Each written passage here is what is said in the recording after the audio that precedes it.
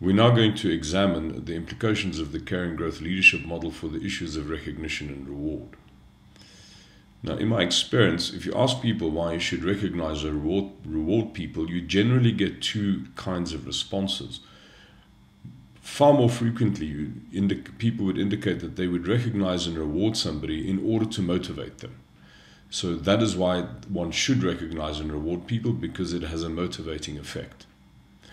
On occasion, you get somebody who says, no, I don't recognize and reward somebody to motivate them.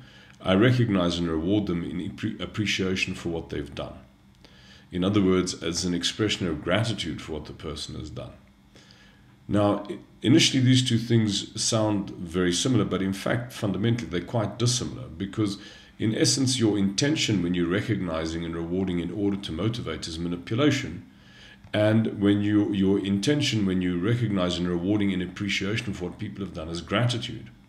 When I appreciate you in recognition for what you've done, I'm looking at the past. I'm looking at what has happened.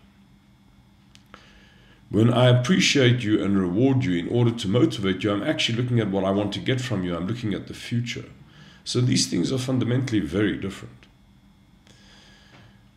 In a sense, when you recognize and reward people to motivate them, what you're really doing is you're trying to manage an outcome from them. You're using the reward as a carrot to produce the outcome that you want.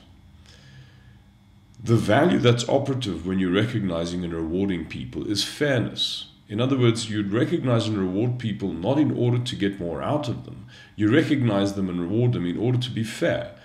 Because if you're not fairly indicating the appropriate gratitude that is required of you in a given situation, what you're actually doing is you're taking from a person.